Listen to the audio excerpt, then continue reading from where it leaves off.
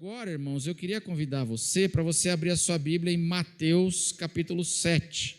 Mateus capítulo 7. Nós vamos começar lendo do verso 13 em diante. Mas vamos começar lendo o verso 13 e 14. Mateus 7, verso 13 e 14. E você pode acompanhar aí a leitura aí na sua Bíblia.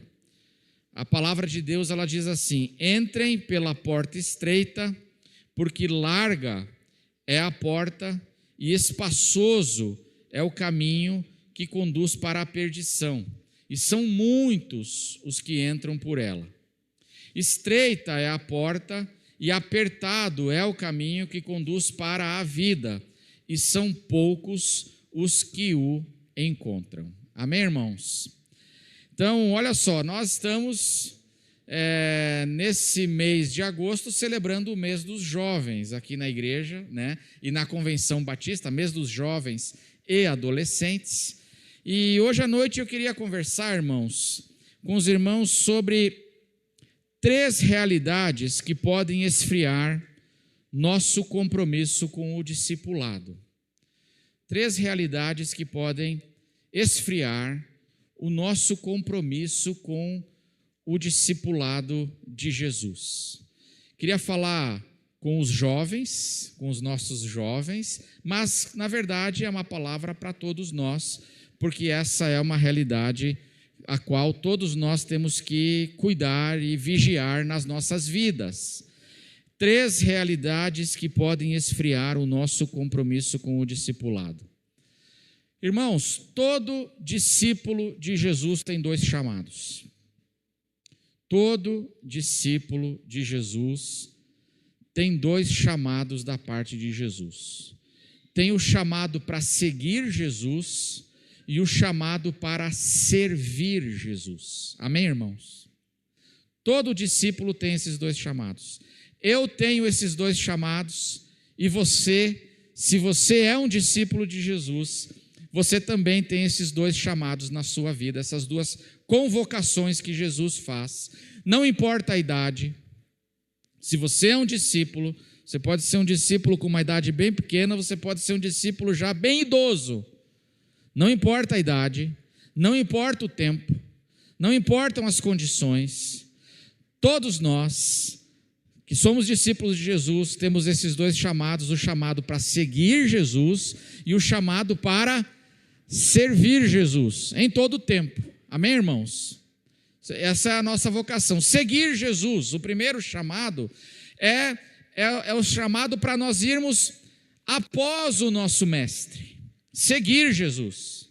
Tem gente que na sua vida cristã quer ir na frente de Jesus, mas o nosso chamado é para a gente ir após Jesus, né? Quem quiser vir após mim, diz Jesus. Mas tem gente que quer ir na frente de Jesus. Tem gente que quer ir comandando Jesus, dizendo o que Jesus tem que fazer ou como é que Jesus tem que servir a ele, né? Mas o nosso chamado é para nós irmos após Jesus. E se eu sou um discípulo, significa que eu tenho que aprender na minha vida. Eu tenho um chamado que eu tenho que aprender a como andar na vida tendo Jesus como meu modelo, porque eu estou indo após Jesus.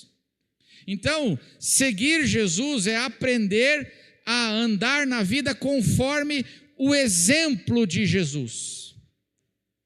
Eu vou responder as questões da vida indo após Jesus, seguindo o exemplo de Jesus. Como é que Jesus lidou com as questões com as quais eu tenho que lidar hoje? Como é que Jesus lidou com elas? Como é que Jesus reagiu a elas? Como é que Jesus respondeu a elas? Antigamente, eu não sei se tem hoje em dia ainda, antigamente a gente tinha uma fitinha que a gente colocava no braço assim, em seus passos o que faria Jesus. Tem ainda ou não? Eu não sei, mas isso é o chamado para seguir Jesus. Em meus passos, o que faria Jesus? Quando está dando tudo certo na minha vida, eu estou tendo sucesso e muitas bênçãos, como é que eu respondo ao sucesso? Como é que Jesus respondeu ao sucesso? Jesus teve um momento de muito sucesso na sua vida. Ele chegou a ter 5.000 pessoas ouvindo ele. Isso naquela época, irmãos, a maioria das cidades não tinha 5.000 habitantes. Jesus teve um momento que tinha 5.000 pessoas no deserto ouvindo ele. Você já imaginou? Uma multidão de pessoas interessadas e querendo fazer de Jesus o rei. Como é que Jesus respondeu a isso? Como é que você responde quando você está indo tudo bem na sua vida? Quando você está prosperando? Como é que você responde? Eu tenho que aprender com Jesus a como responder. Jesus teve um momento que ele passou no deserto, escassez, privação. Como é que Jesus respondeu às tentações do deserto? Como é que você responde às tentações quando você está passando por dificuldades, quando você está passando por privações?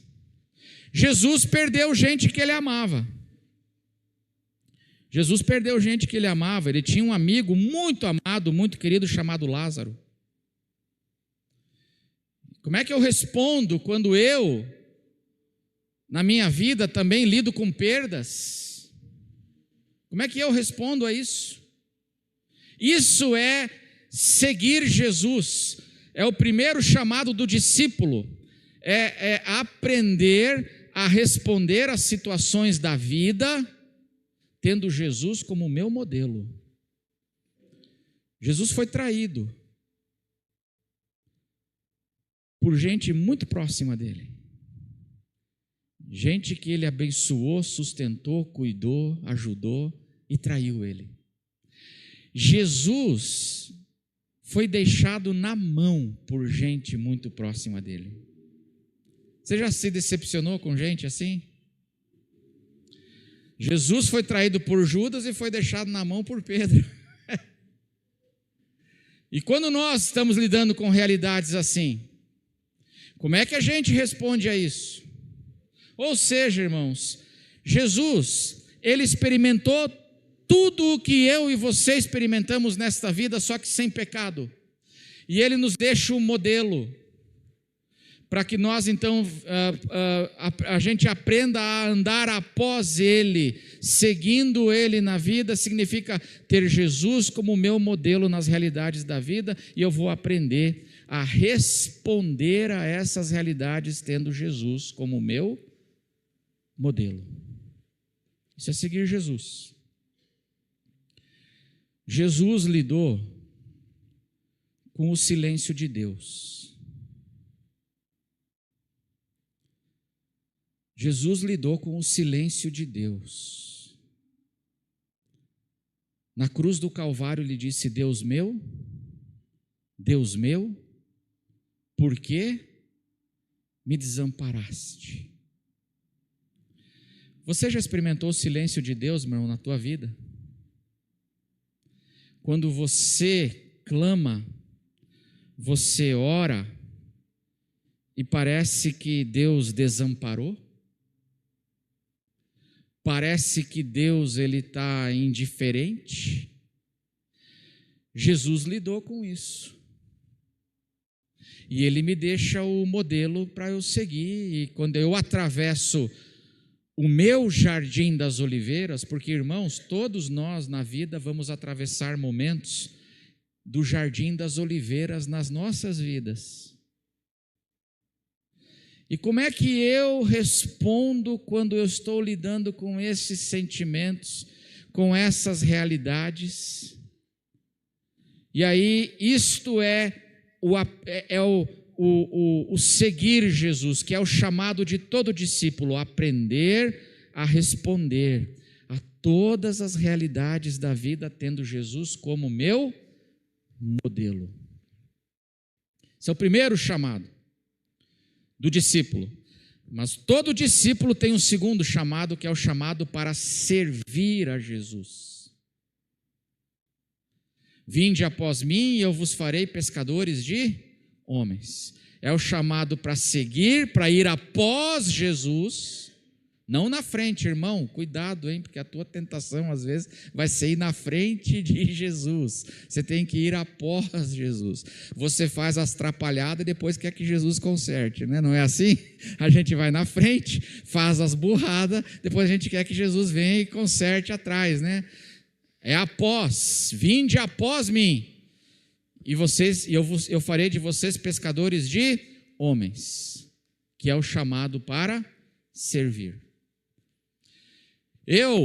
No momento em que eu me tornei um discípulo de Jesus, meu irmão, eu tenho que submeter os meus desejos aos desejos do Senhor, porque eu fui chamado agora também para servir Jesus.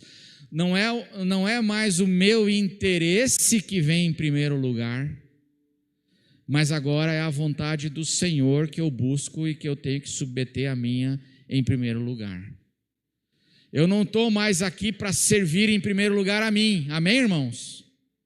Mas agora que eu sou um discípulo de Jesus, o meu chamado é servir ao Senhor, não em primeiro lugar a mim.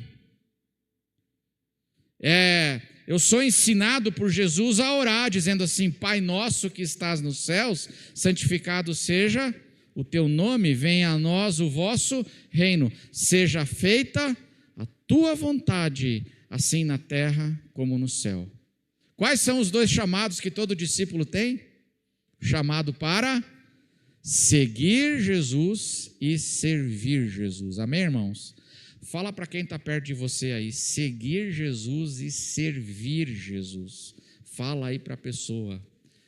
Mas, irmãos, o que a Bíblia ensina é que esse nosso compromisso com esse discipulado pode esfriar.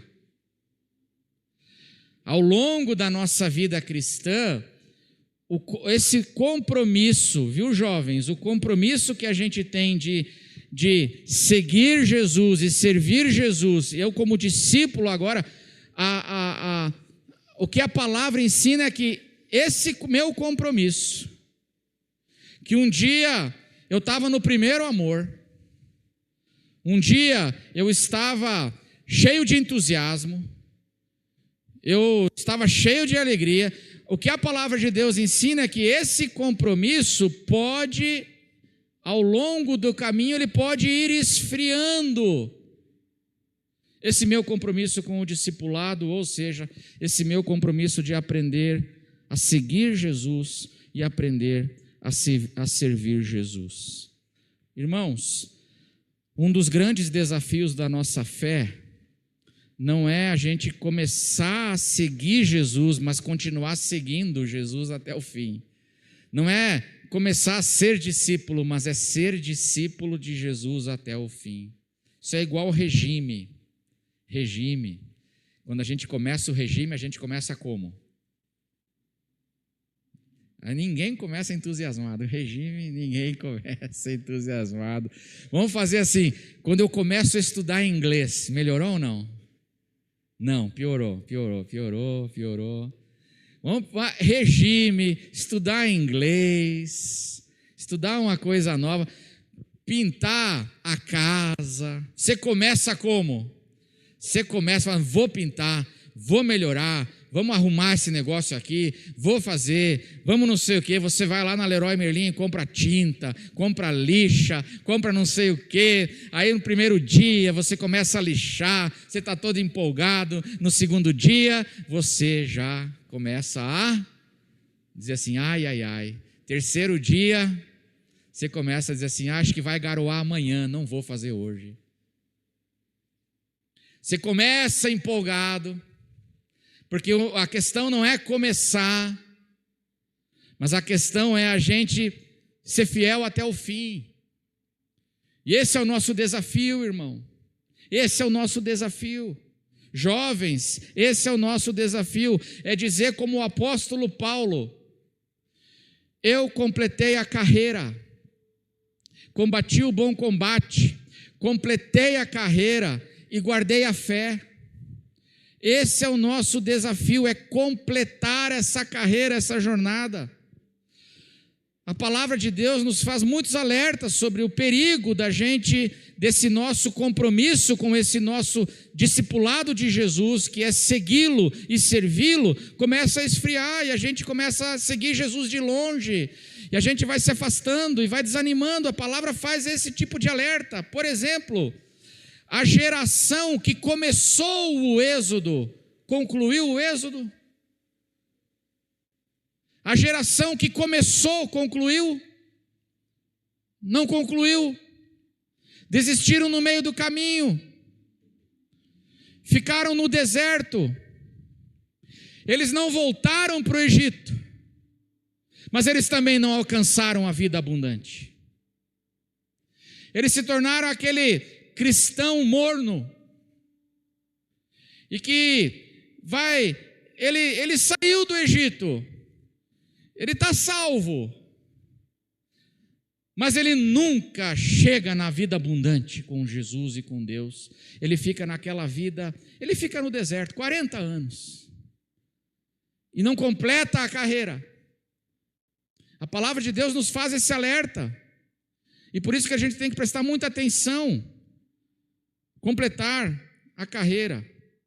O grande desafio não é apenas a gente começar o discipulado, o grande desafio é a gente continuar e perseverar até o fim. E aqui no Sermão do Monte, na conclusão do Sermão do Monte, que são instruções de Jesus para os seus discípulos. O que é o Sermão do Monte? O Sermão do Monte é a vontade de Jesus para os seus discípulos.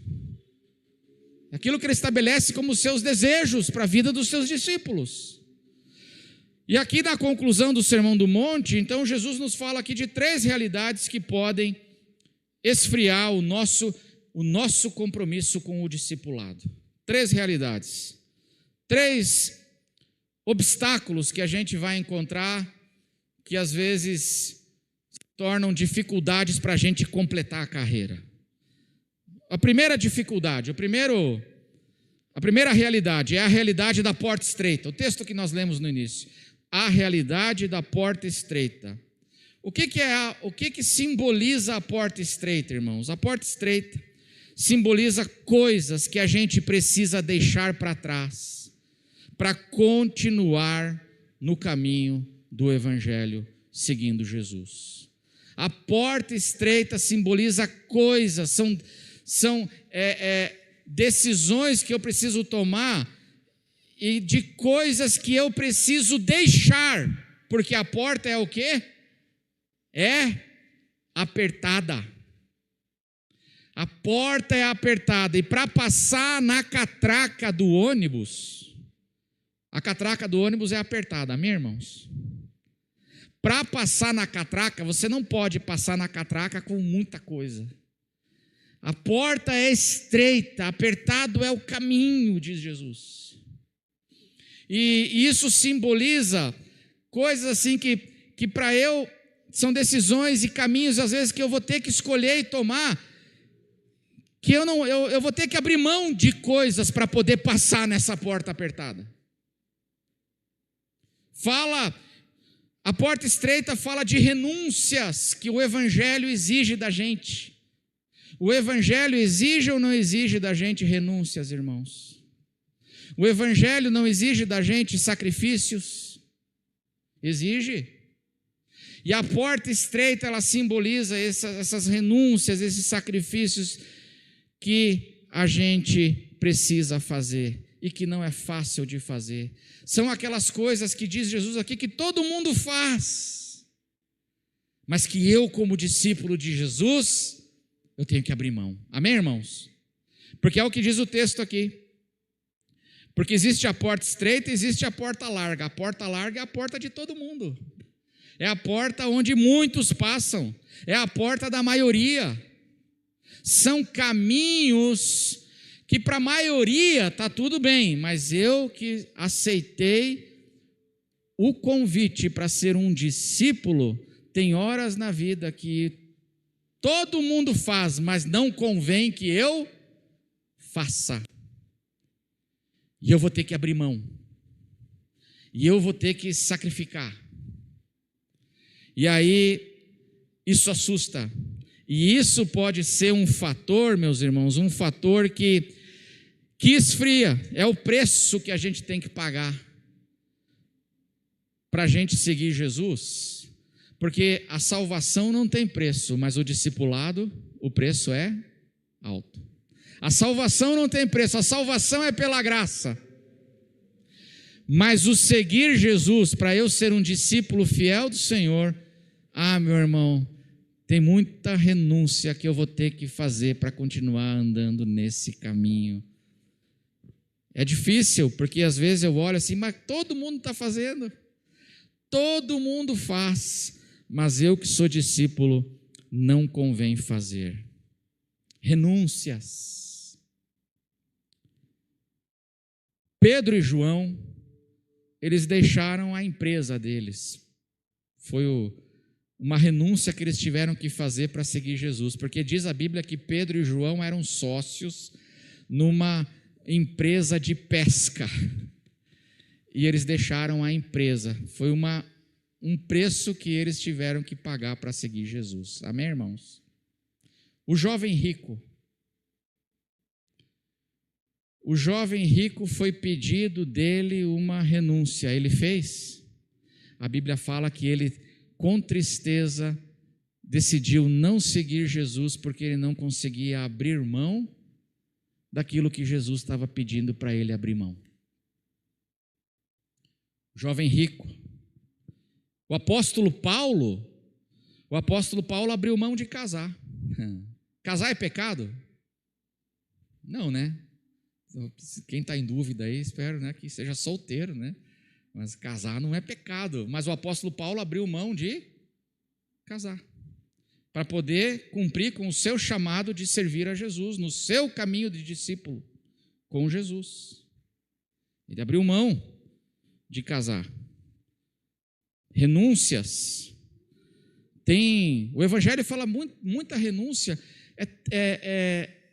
O andar com Jesus exige isso da gente, essa maturidade de fazer sacrifícios. Chega ao ponto que o apóstolo Paulo fala assim: olha, se precisar renunciar carne mesmo, bisteca de porco, tá? Carne. Se precisar renunciar a bisteca, você renuncia ou não? Paulo diz assim: e por isso, se a comida serve de escândalo ao meu irmão, nunca mais comerei carne para que não venha a escandalizá-lo. Olha, seguir Jesus exige da gente, às vezes, a maturidade de fazer essas renúncias. Mas isso pode desanimar pessoas que falam assim: poxa, eu não sabia que para seguir Jesus, assim, o caminho é estreito. Então, a pessoa começa o seu compromisso com o discipulado começa a esfriar, porque ela tem renúncias que ela não está querendo fazer. E aí Jesus fala assim: cuidado, hein? Cuidado. Essa é a primeira realidade, jovens, que vocês vão ter que, na vida de vocês, fazer escolhas para continuarem seguindo Jesus. E vocês precisam entender que na vida a gente vai ter que fazer renúncias por causa do Evangelho. Tem preço para a gente pagar, para a gente servir a Jesus, para a gente seguir a Jesus, irmãos. Tem preços. Renunciar tantas coisas. Eu vou abrir mão de vingança, de me vingar de alguém. Eu vou abrir mão de escandalizar por causa do Evangelho. Quando eu me converti e eu comecei a sentir o chamado ministerial, eu lembro que eu tive que fazer renúncias. Eu tinha mais ou menos 18 anos de idade. Não foi fácil. Não foi fácil, porque eu tinha um sonho profissional. Eu queria ser piloto de avião, estava estudando, fazendo o brevet. E aí, quando eu me converti, eu comecei a sentir o chamado para o ministério. E irmãos, eu briguei assim com Deus, uns 2, 3 anos. Eu dizia para Deus assim: Deus, chama outro. Tem tanta gente boa para o Senhor chamar. Se o Senhor quiser, eu faço uma lista de 10 nomes para o Senhor. Porque Senhor, eu tenho um sonho, eu tenho uma carreira. E eu dizia, e aí Deus falava assim para mim, eu sentia no coração, eu orava, e eu sentia o Espírito Santo falando no meu coração assim, mas eu separei você, eu estou chamando você. E eu dizia assim, mas eu não vou, Senhor. E eu tinha a cara de pau de pedir para ele assim, e me abençoa na carreira que eu escolhi. Aí ele falava assim, filho, você não está entendendo, eu estou chamando você. E se a gente precisar sair no tapa, igual eu saí com Jonas, a gente vai sair no tapa, você vai acabar no ventre do peixe. Preste atenção, eu estou chamando você. E eu briguei com Deus. E eu entendo quando renúncias são muito difíceis. Porque às vezes, meus irmãos, as renúncias que o Evangelho pede para eu fazer são dolorosas. Eu abri mão de sonhos que eu tinha e para seguir esse caminho do discípulo onde eu sigo ao Senhor e onde eu sirvo ao Senhor do jeito que Ele quer e está me chamando para servir. Eu entendo que é difícil. Eu entendo que muitas vezes é doloroso. Mas eu queria que você entendesse que o que Jesus diz aqui é que vale a pena quando a gente voluntariamente, duas coisas sobre essa porta estreita aqui. Duas coisas. A primeira é que eu não posso entrar nela empurrado.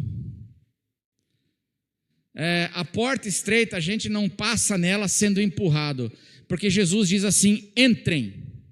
Tem que ser uma escolha do teu coração, onde você diz assim, Senhor, eu aceito este caminho e esta porta que o Senhor está abrindo para mim, para eu seguir. Não é a porta que eu tinha imaginado, mas eu vou renunciar, vou abrir mão e vou passar por essa porta, mas eu faço isso voluntariamente. Eu briguei com Deus, mas teve um dia que eu disse para o Senhor, eu me rendo à tua vontade. Eu me rendo à tua vontade. E eu quero servir ao Senhor conforme o Senhor deseja. Porque a porta, ela tem que ser, a gente não pode entrar nela empurrado, mas a gente tem que entrar nela voluntariamente, por amor. E em segundo lugar, irmãos, o que Jesus diz aqui é que vale a pena quando a gente obedece a Ele, amém? A porta é estreita, mas ela conduz ao quê? O que diz Jesus aí? Entrem pela porta estreita, porque larga é a porta e espaçoso é o caminho que conduz para onde? Para a perdição. E são muitos os que entram por ela. Estreita é a porta e apertado é o caminho que conduz para quê? Para a vida. A porta exige renúncias, o Evangelho exige da gente renúncias, mas quando eu obedeço com amor, voluntariamente, eu me rendo e entrego, com uma decisão minha pessoal diante de Deus, e eu sigo nesse caminho que Deus quer, eu encontro o quê? Vida. Vida. Eu renunciei sonhos, mas eu encontrei infinitamente mais do que eu podia imaginar no caminho que Deus escolheu para mim e me chamou. O Evangelho exige sacrifícios, mas, meu irmão, vale a pena, porque nessas renúncias que o Evangelho exige, elas são renúncias que nos trazem vida. Nos trazem vida e vida em abundância. A primeira realidade que pode esfriar é essa. É a realidade da porta estreita. A segunda realidade que pode esfriar o meu compromisso com o discipulado, preste atenção, especialmente vocês jovens, são as decepções religiosas. As decepções religiosas, as decepções com pessoas dentro da igreja, dentro da experiência religiosa, as decepções podem esfriar o meu compromisso com o discipulado. Senão é o que Jesus continua dizendo, depois da porta, ele diz o quê? Verso 15, Mateus 7,15. Cuidado com quem? Com Com quem, irmãos? Os falsos profetas que se apresentam a vocês disfarçados de ovelhas, mas por dentro são lobos vorazes. Pelos seus frutos vocês os conhecerão. Por acaso se colhem uvas de espinheiros ou figos de ervas daninhas? Assim, toda árvore boa produz frutos bons, porém a árvore má produz frutos maus. A árvore boa não pode produzir frutos maus e a árvore má não pode produzir frutos bons. Toda árvore que não produz bom fruto é cortada e jogada no fogo. Assim, pois, pelos seus frutos vocês os conhecerão. Conhecerão quem? Os lobos disfarçados com peles de cordeiro. Nem todo o que me diz, Senhor, Senhor, entrará no reino dos céus, mas aquele que faz a vontade de meu Pai que está nos céus. Muitos naquele dia vão me dizer, Senhor, Senhor, nós não profetizamos em seu nome, e em seu nome não expulsamos demônios, e em seu nome não fizemos muitos milagres. Então lhes direi claramente, eu nunca conheci vocês, afastem-se de mim, vocês que praticam o mal. Uma realidade que pode esfriar o meu compromisso com o discipulado é quando a gente, dentro do corpo de Cristo, encontra os lobos com vestido com pele de cordeiro, encontra esses que dizem Senhor, Senhor, mas praticam as suas obras, praticam o mal, como diz Jesus, a decepção com pessoas, os escândalos que muitas vezes acontecem dentro das nossas igrejas. E não sei você, mas quantas pessoas você conhece que se afastaram, hoje seguem Jesus de longe, o seu compromisso com o seguir Jesus, com o discipulado e com o servir Jesus, o seu compromisso é um compromisso frio, porque as pessoas foram machucadas dentro do reino, por pessoas que praticam suas obras más, se decepcionaram profundamente com pessoas, se escandalizaram, e isso machuca. E nós precisamos prestar atenção, jovens, na caminhada de vocês, prestem atenção e se preparem, porque muitas vezes vocês correm o risco de se decepcionarem muito com pessoas que dizem Senhor, Senhor, fazem milagres, mas no fundo, no fim, não era nada daquilo. E a decepção vem. E quantas pessoas dizem assim, eu não vou mais à igreja, eu não quero mais saber, porque na igreja tem muita gente ruim, na igreja tem muita coisa, tem muito não sei o quê, muito hipócrita, já ouviu isso ou não? E essas realidades, Jesus está alertando aqui os seus discípulos, porque o sermão do monte é a vontade de Jesus para os discípulos, dizendo, se acautelem, tomem cuidado, vigiem, prestem atenção, porque se tem uma coisa que pode murchar o compromisso de vocês com o seguir a Jesus até o fim, são essas decepções com pessoas dentro do ambiente religioso. Cuidado. Vai acontecer, muito provavelmente. Deixa eu perguntar uma coisa assim para você. Você já se decepcionou muito com pessoas dentro da igreja? Precisa levantar a mão. Eu já me decepcionei, irmãos. E sabe, quando o escândalo é lá no YouTube, que você fica assistindo aqueles escândalos no YouTube, é uma coisa. Agora, quando a decepção é com, é com Judas, é quem está perto. Quando a decepção é com Pedro, na hora que eu mais precisei, o Pedro virou as costas. Eu jamais imaginei que o Judas fosse capaz de fazer uma coisa dessas. Dar mais valor para a grana do que para mim? E quando isso é com gente assim, sabe, gente que está com a gente, isso acontece, meus irmãos, isso machuca. Isso machuca.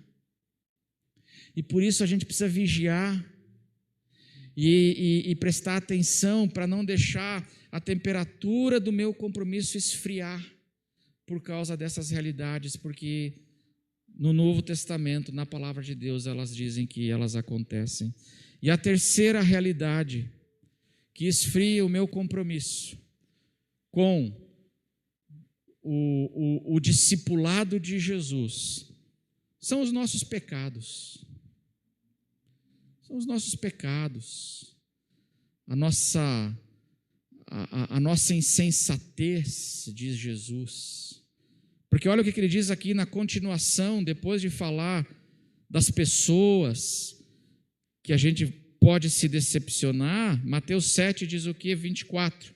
Todo aquele, pois, que ouve estas minhas palavras e as pratica, será comparado a um homem prudente que construiu a sua casa sobre a rocha.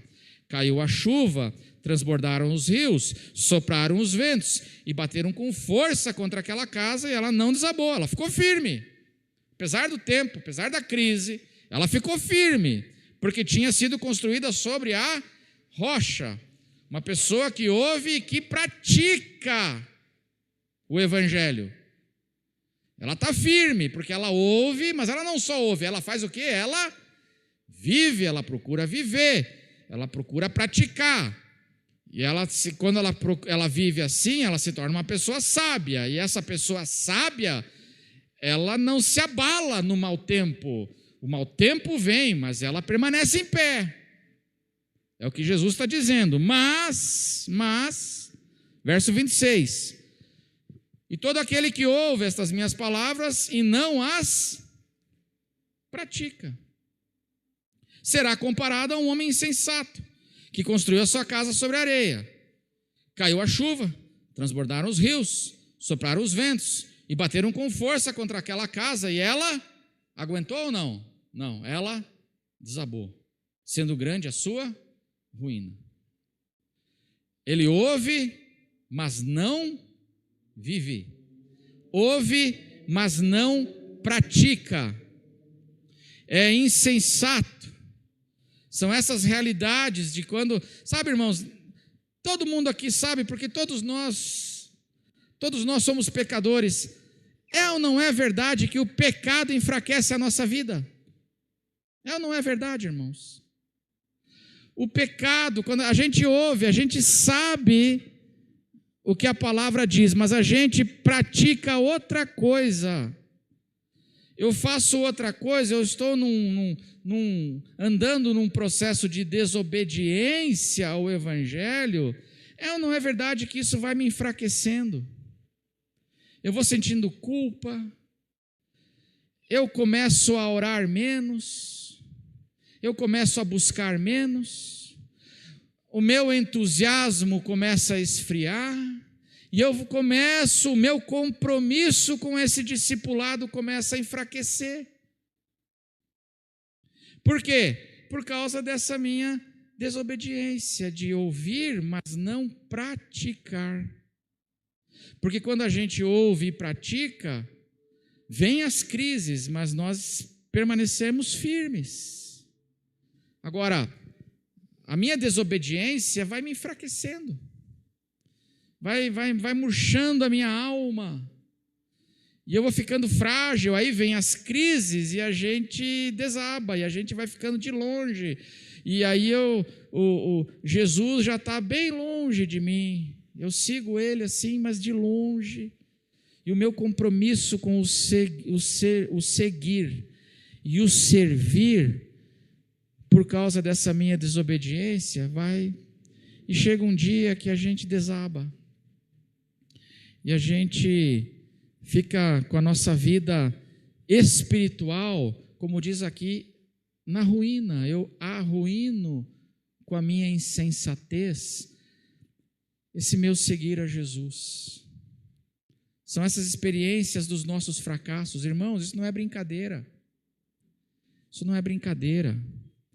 O apóstolo Pedro teve que superar os fracassos dele para continuar seguindo a Jesus. A Bíblia fala que o apóstolo Pedro negou Jesus. Ele negou o Senhor. E sabe por que ele não foi para longe do Senhor? Porque a Bíblia fala que Jesus intercedeu por ele. Pedro, eu intercedi por você. E aí, quando o apóstolo Pedro, ele nega Jesus, fala que ele vai para a escuridão e ele chora amargamente. E ele precisa ser restaurado dessas suas decisões, e ele precisa ser restaurado desse seu abandono de Jesus, da negação a Jesus. Ele, na hora H da pressão, ele amarelou. E isso produziu um efeito terrível nele. E aí Jesus, quando Jesus diz, ressurreto, ele fala para as mulheres: digam para os discípulos me encontrarem no mar da Galileia, e a Pedro também. Jesus no meio diz assim: eu quero Pedro lá. Aí Pedro vai, porque Pedro precisava ser restaurado. Irmãos, o fato é que quando a gente ouve, mas não pratica, a gente está construindo o nosso caminho na areia, e é muito frágil, e isso nos enfraquece. O nosso pecado enfraquece a gente, e a gente vai, a gente vai esfriando no nosso compromisso com o discipulado. Em nome de Jesus, se esse é seu caso, existe restauração para você, assim como aconteceu com Pedro, assim como aconteceu com Davi, assim como aconteceu com Moisés, assim como acontece com cada um de nós, porque nós não somos perfeitos, e nós precisamos ser restaurados, e nos arrependermos, e construir a nossa casa, deixar a areia de lado e construir a nossa casa agora sobre a rocha.